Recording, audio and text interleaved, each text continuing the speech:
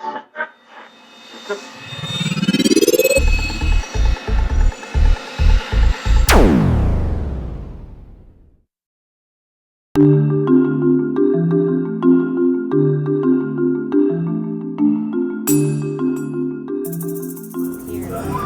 a comedian by the name of Robin Williams. And some of you may be familiar with this guy. He's been around for quite a while. Back when I was a teenager, he was really starting to be big. I mean, that's when he was really hyper because he was doing coke constantly and all that kind of good stuff.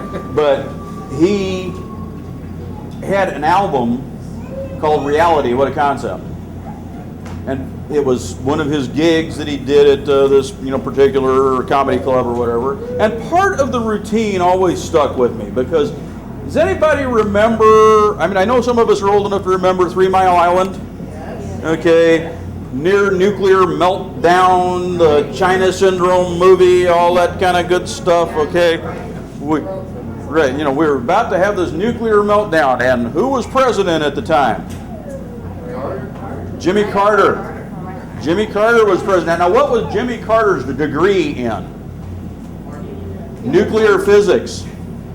Jimmy Carter had a degree in nuclear physics. Okay? Yes, he was a peanut farmer, but he had a degree in nuclear physics. So, Jimmy went and toured 3 Mile Island. And there was a big deal on the news. And I'm not saying anything against Carter or anything. There was a big deal on the news, and they showed him in his little yellow boots, walking around and radiation and all that kind of stuff. Robin did a routine about this, about how they're having a meltdown, and no, it's okay. Look at the president. He's on the news. It's all right. Nothing's happening. The president's there in his little yellow boots. It's all good. Because if we're told and we're willing to relinquish our good and we'll believe what they have to tell us, and it becomes gospel. There's another reference I can make. I can make pop culture references until I turn blue in the face. There was a group still around. I happen to be a big fan. My daughter hates them. They're called Devo. Okay? Devo did a song called Freedom of Choice. Okay? If you listen to the lyrics, they tell you that we keep asking for freedom of choice, but all we really want is freedom from choice. Because we develop this societal idea that someone has to tell us what to do. And that's where you get sheeple. Okay? Sheeple have been around forever. There's always been someone who wants to control the masses. What better way than to give them something to believe? And to let them believe that you are the conduit to that belief. That's a basis for everything. Plato's system of government said the only way it'll work is to invent a God. People exactly. Divinely decreed. You have to believe it, and so you create this all-powerful God. Think about it. That's the way we raise our children. Okay, we are the all-powerful gods in their world. We parent our children, no matter how progressive a parent you are. Okay? You parent your child by manipulation and by the fear of mom and dad. Okay? You are the God in their world until they grow up and realize that you're probably not going to kill them. Okay? Then they start breaking away from you. But for a period of time, we manipulate the child. We are their God. We say, this is how it will be, because I have decreed it so. And the God says, yes, I will cower in fear before you, and I will, wet my pants, and this is what I will do now, because you will strike me dead where I stand. And that's how we do this. And that is our dynamic, and that's how we create this need to conquer and this need to control. And someone is always out there, and there's always plenty of them who really don't want the responsibility of the control. They just want to have their life. I want to come home, have dinner, watch, CSI, go to bed, maybe have sex once a month, whatever. You have this ordered life. That's what you're looking for. And what you do is you buy into, okay, this person can control my life. They can tell me how it's going to be. And in the past, that was done through religion. It's still done through religion to an extent. But that, if you notice, people are migrating away from harsher mainstream religions and looking for something that's different, some kind of a path that allows them more freedom. But in doing so, they're just looking for someone else to tell them what to do. You get among us, we have our groups of people within that are looking for someone else to tell them what to do. Or they wouldn't pick up a Rowan Gant novel and create a religion out of it. They'd create their own religion, which is what we all do. We just use others as a template. Any comments, questions? I know I bored some people or pissed them off because they left. So, how are we doing? We all good? We're good. Any questions? It all works. It's like I say, when you first start doing magic and it works, you say that was a coincidence. But it doesn't matter because it still works. It still worked. And if you convince yourself it worked, it worked. It worked, exactly. The main problem I have with a lot of the formalized religions, of course one in particular, is the word only. Well, sure. Yeah. Only this way, this happens, only that way, and that is even within the pagan witch wars or Christianity or whatever. This is the only way that you will gain. Let's talk about that for a second here, and we'll equate it. Let's pull that whole pagan witch wars thing out, and we're going to equate it to my books. Why? Because I'm standing up here, and therefore we're going to talk about me. It's all about me. Okay. I wrote these novels.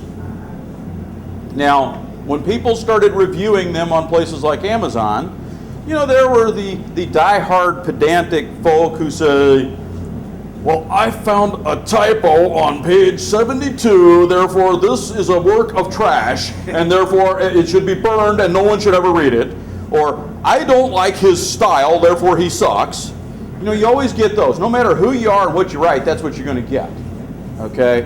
You're going to find that. Then you had the people who liked it. Then you had this big handful of pagans who decided they were going to dislike my books. Why were they going to dislike my books? Because I don't know anything about paganism, or about Wicca, or about witchcraft. Now, do you know why I don't know anything about it? Because I didn't follow their path. If you read their review, it's like, my high priestess says this is how it's done, or I read so-and-so's book and they said this is how this is explained. He is obviously stupid. Doesn't know what he's talking about. And you get that, excuse me, within any religion.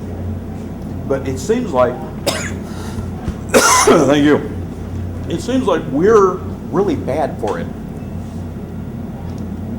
Because it seems like a lot of the pagans out there came from, they're like Reformed Catholics or Reformed Baptists or Reformed Lutherans or whatever.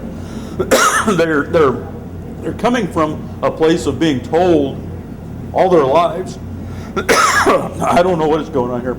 I might be dying. Could be the rapture. Come early. Pre-rapture. They come from this place of being told how things have to be done. And when they go looking for the freedom, all of a sudden they're in a big scary place where they have to make decisions for themselves. So they gravitate to a set of rules. Okay? They glom onto this set of rules. I have found this book by this person. These are the rules I intend to follow. And that's how it is, and that's how it will always be. And if you walk the circle in the wrong direction, if you give them the wrong explanation for the difference between a pentagram and a pentacle, if you use mint flavored dental floss in a spell, instead of actually going out and picking the leaves from the north side of a, cypress tree or some shit, then all of a sudden you're an idiot. You don't know the old religion. Well, then you look at the copyright date on the book that they're following, and it's 2003. How fucking old is that religion, See what I'm saying? So it seems to happen everywhere you go. Now, if I had written a Christian novel, and I'm not picking on Christians, I'm just grabbing that as the next religion to use.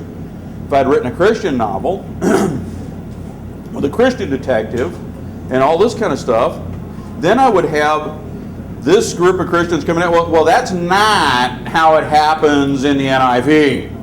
Or that's not how it happens in the KJV. Or that's not how it happens over here. Well, the way that story actually goes is this. Or this scholar said that.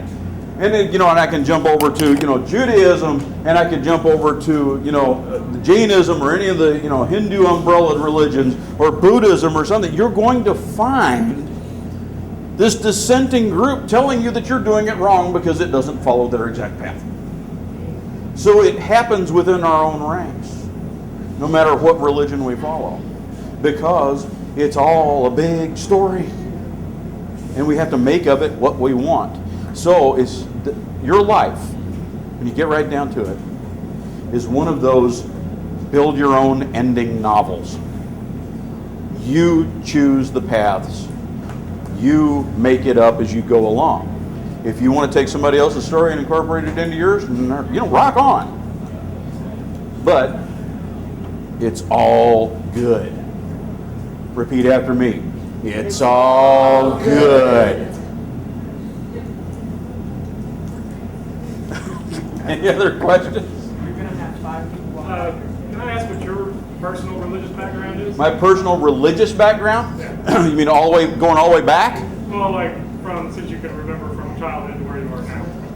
When I was a small child, I'm originally from Fulton, Kentucky.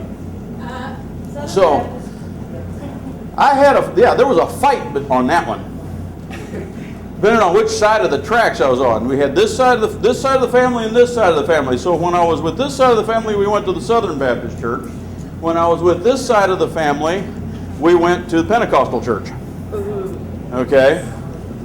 And I had a father who was an agnostic. Okay? So when we moved to St. Louis, when I was a very small child, and they made me go because I couldn't fend for myself, I had no choice in the matter. They took me off to St. Louis. They tried going to several different churches there. And none of them seemed to fit what anybody believed.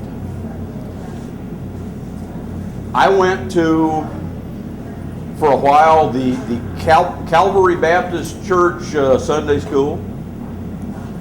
I went to Catholic Mass a few times to check that out. I went to temple a few times. I checked out all kinds of religions. My father remained stoically agnostic and a believer in evolution, which really put him on the outs with members of the family. As a matter of fact, I can remember my father getting for Christmas, as a dig from other members of the family, a monkey in the thinking man position holding a skull, looking at the skull. And it was like, yeah, this is what you believe, that we're all from monkeys. Okay? And he thought it was kind of cool, actually. My mother started following a New Age kind of path. Now, one of the things that kind of drove her in that direction is that my great-grandmother is Native American. So my mother spent a lot of time with her grandmother, who would be my great-grandmother, and saw that there were things besides Christianity. And she also saw that there was, folk magic and things like that. So my mother started following kind of a New Age path.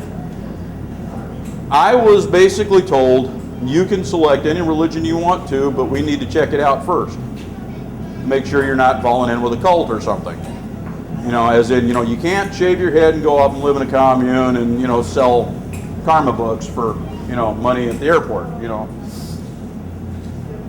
So I was able to investigate virtually every religion I wanted to. And I started centering back on, in my early teens, on a New Age Wiccan sort of path. Okay? Back then, it was pretty hush-hush. And you hid a lot of things. I lost a piece of my hat. And so that was where I came from. Now, throughout my 20s and 30s,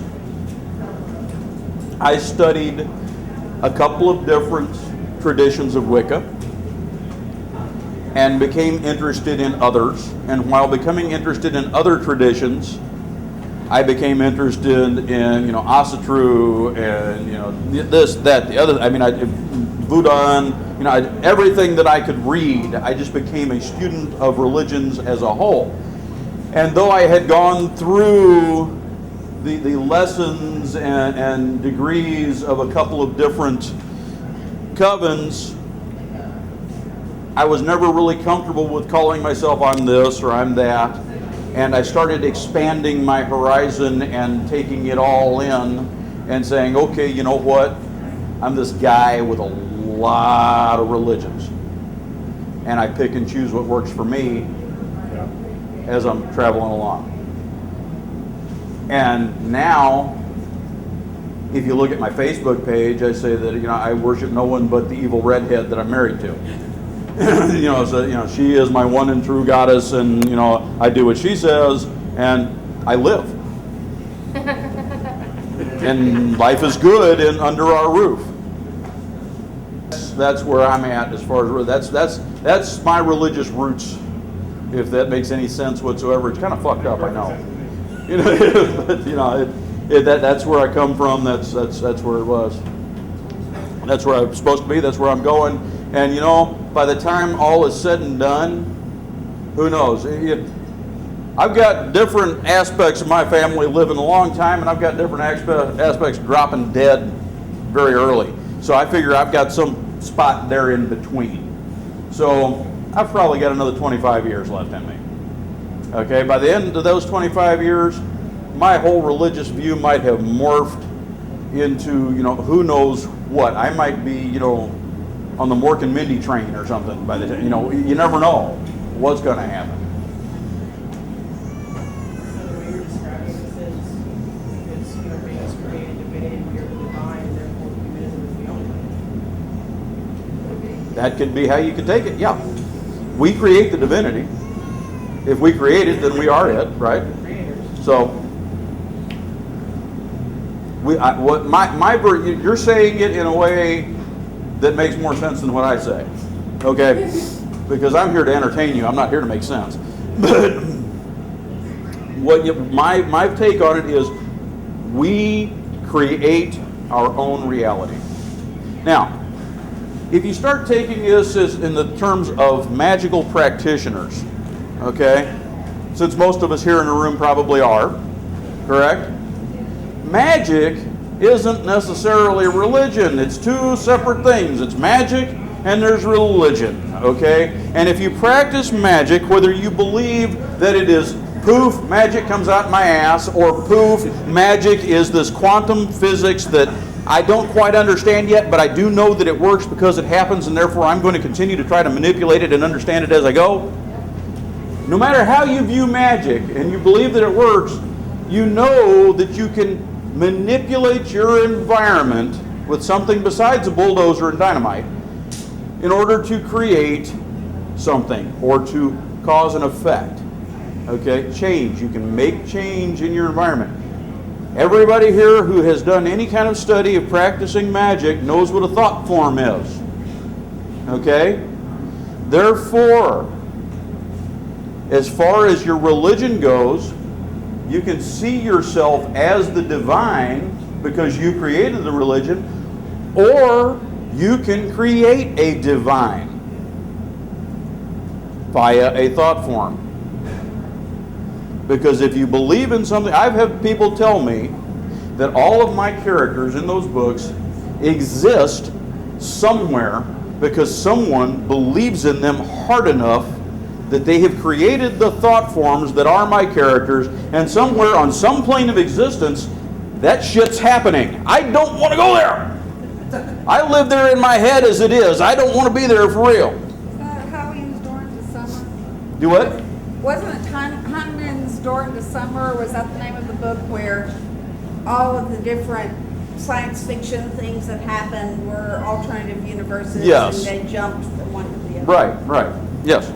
So, it's really dependent upon what you believe. So, yes, I believe in most of the Wiccans, them damn Wiccans, that I've talked to, that I've sat and had discussions with when I was proclaiming myself as Wiccan, or I'm still an elder of a couple of covens. We were questioning. Do what now? We were always questioning. Well, yeah.